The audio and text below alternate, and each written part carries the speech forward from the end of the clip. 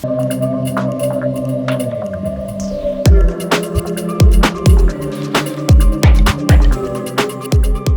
are back on the B58. Today we're going to be mocking up our turbo setup. We have a downpipe we're going to see if it fits. We did get our intercooler mocked up in the meantime, so Crickett's going to work on intercooler piping. And we got something really cool to show you guys for the intake side of the motor. But first, I'm going to get this damn turbo setup on here, which is a really cool flange because the base actually has some kind of wedge to it, and then the bolts only go from the top. So they come down at an angle, so when you tighten it, it actually pushes it down in the wedge to seal up to the cylinder head. So I'm going to pull that harness and stuff out my way. I got it out of here kind of gracefully. I don't know if it's going to go back in here kind of gracefully, but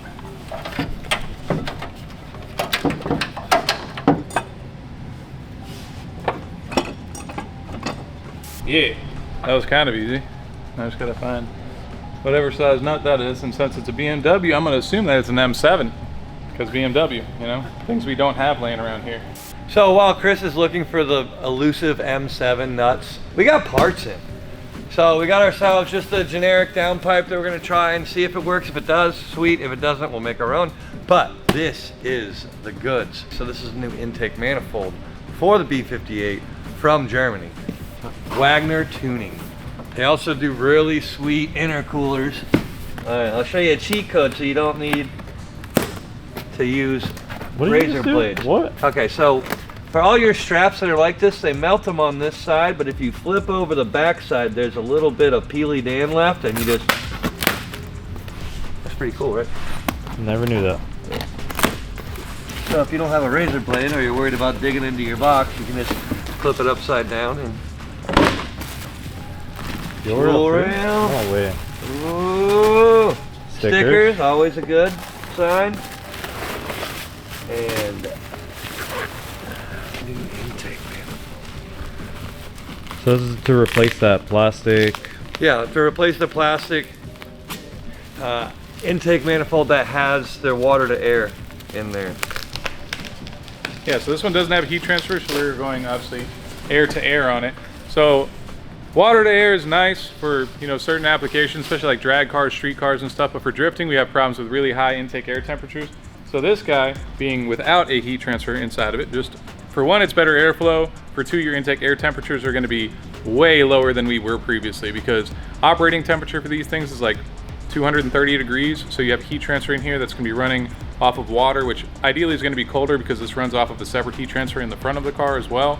But even so, it's never going to be as cold as it will be with a good air-to-air intercooler. So we're going to get this thing mocked up. It's designed to work with stock throttle body, so that way this is a bolt-on application for pretty much anything B58. So that way you can just bolt it on your car, throttle body location, everything similar. You just need to change your intercooler. I got all the hardware for this bad boy. I'm going to peel the tape off. Guess that's O-ring gaskets, but we'll leave those off in the meantime. And what's nice about this too, is this already has the ports there for port injection. So from what I was told, you can run direct injection only up to about 450 horsepower, depending on your ethanol blend and what your lift pump is like in the tank. But for this one, we're going to be running secondary injection as well, which we're going to set up to run off of our fuel pressure regulator along with the feed going to our high pressure fuel pump. So we're going to get this bad boy mocked up, and we're probably going to end up powder coating it or something because, you know. It's just touching it. We got our greasy mitts. All right, hardware in the bin. in the bin. So not only does this come with all of the hardware that you need to mount it, as well as the brackets to let you reuse the original mounting locations for the support brackets that come off the side of the block to keep your intake manifold in place.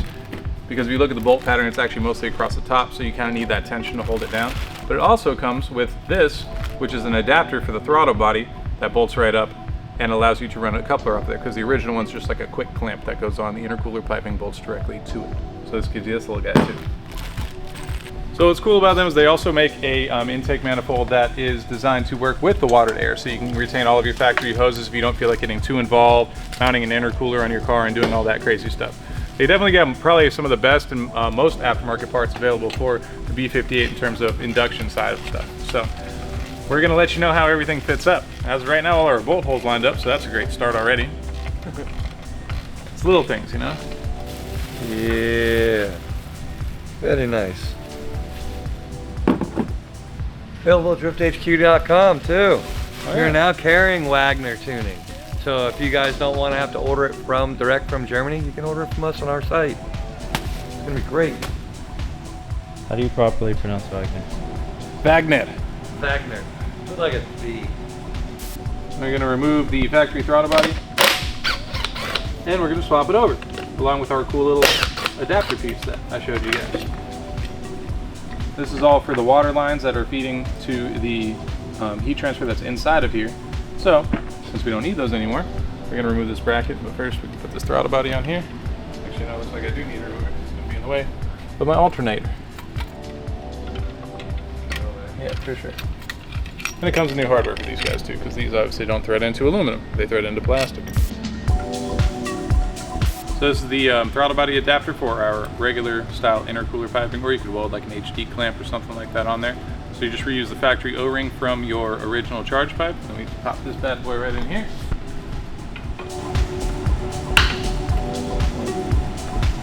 Nice fit. Gorgeous. This is sacrilegious for me, putting on a manufactured downpipe. Look at that flange. You're not gonna find that thing anyways. Yeah, no, we'd have to buy it and steal it and cut it off. If anything, we're gonna cut it off anyways and just kind of move our stuff where we need to. But just for the sake of mock-up, if this fits into a MK4 Supra or a BMW, then we know it should theoretically, you know, line up where we want it to. So based on position, we're kind of close. Golden. Aside from the back here cutting in, but we could just chop this at the flex pipe and work from there.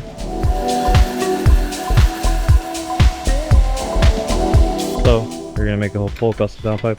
No, we're not gonna make a full custom one. We're gonna just extend this one because we're gonna end up making one for you guys. We're gonna get one manufactured that actually will bolt right up to your E46 and then just stop as a downpipe, and then you can add your own exhaust after that. So for right now, we're just getting all the angles fit. It actually fit really good, except for right here with our motor mount. It started to, where the 45 dips down right here, it started to rub on our motor mount. So I'm just gonna extend it out an extra inch. That way the angle starts after the motor mount, and then this will fit perfect. So after that, we can just get it set up to do the 45 here to go underneath the car, and then we'll send it out to get made so you guys can have it and bolt it up to your car and not have to worry about building your own downpipe. So I'm gonna finish cutting this. It's a little too big for it to fit all the way around this thing, and I wanna use this flat area as a guide. So I'm just cutting right on the weld all the way around to leave the whole lip here, and then I'm gonna add in an extension of an inch just to extend this bend. And there's still about 2 inches left after I add an inch to the back side of the firewall, so there's plenty of room and not any heat's gonna get through. All right, so we got a bunch of Chase Bays stuff for our B58 E46 build. So we have the entire power steering system. The bracket that we are developing actually uses a E46 M3 S54 power steering pump. So our high pressure lines, all of our adapter fittings, reservoir, and all that stuff will work for that, which is great. They also sent us over 2 different styles of power steering cooler. One is the, I don't know what you want to call that, bar type? Log. Log type? Yeah, so it has the cooling fins there. Fluid just passes from A to B. I imagine there's some swirly boys inside there. They keep it all to the outside so it cools off of that, as well as your conventional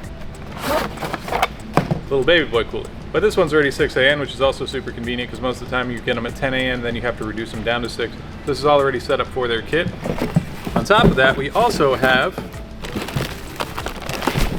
brake line kit as well as their 6-to-1 master cylinder that we're going to be showing you guys how to install.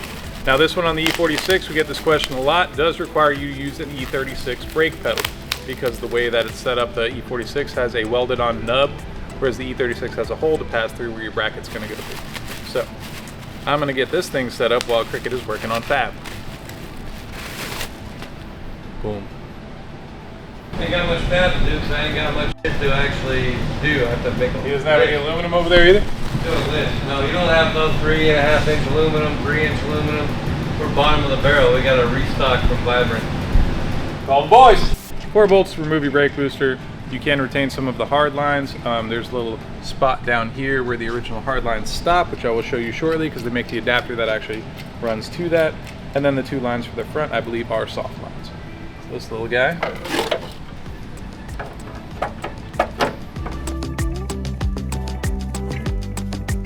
All right, so some of the benefits of the 6-to-1. For one, most competition tracks nowadays require you to have a divided master cylinder. So this has a separated reservoir in the center of it for the front and rear, which is important in case you blow out a front brake line, you don't lose all of your brake fluid and your brakes fail completely.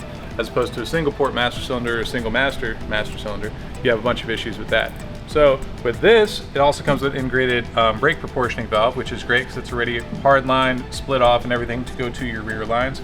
And it's a 6-to-1 pedal ratio, so it actually increases your pedal ratio to give you a better pedal feel for running manual brakes, since these are unassisted. You don't have a booster or anything to help.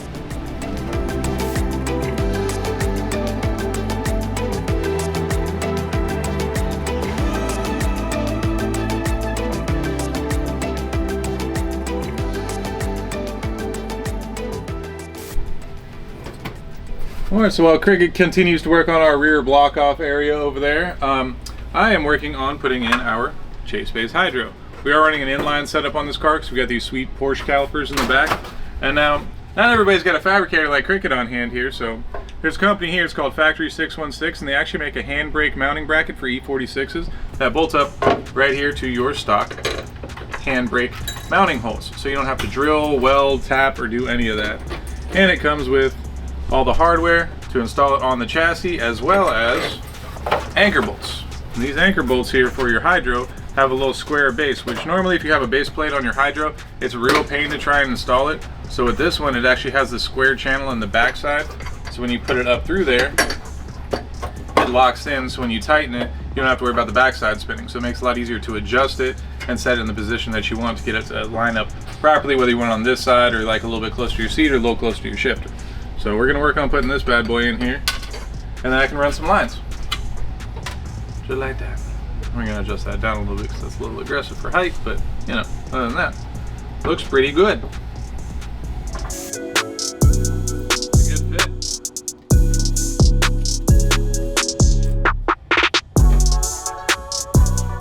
We did mention this car was going to run an inline hydro, so how we have it set up here is right off the proportioning valve.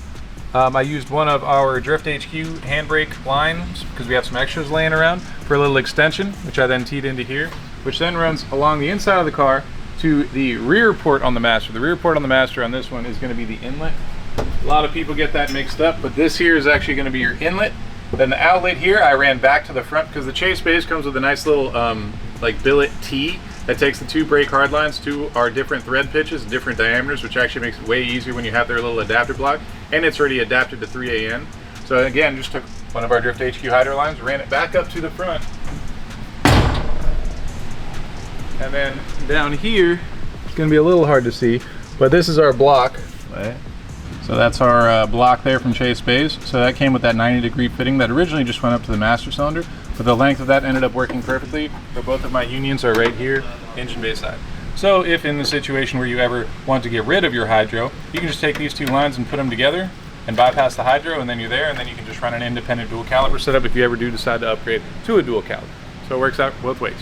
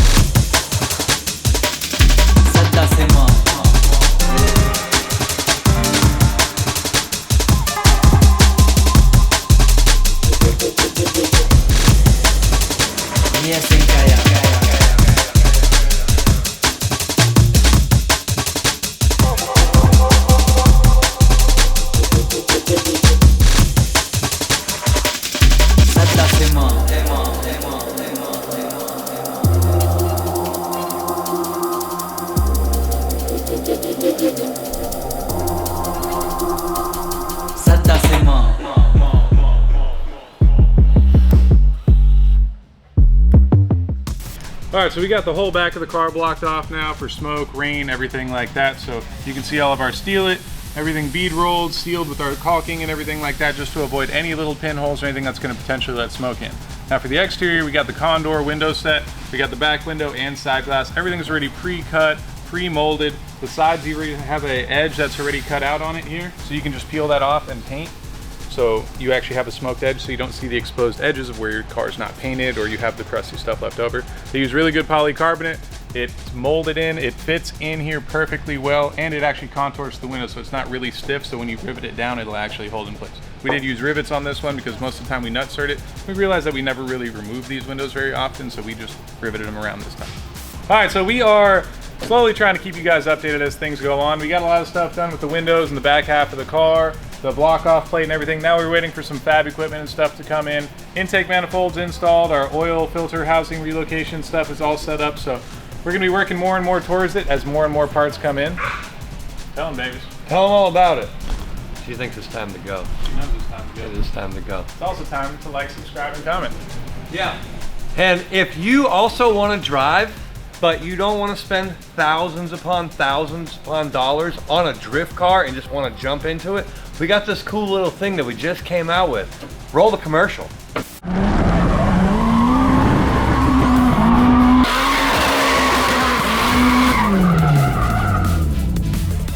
Welcome to the new home for sim drifting, SIMHQ, a place where not only can you shop for the best parts, but you can get support from our team that lives, eats, and breathes sim racing. Whether you're a seasoned pro or maybe a beginner, we welcome you to join the fastest growing community on earth at simhq.com.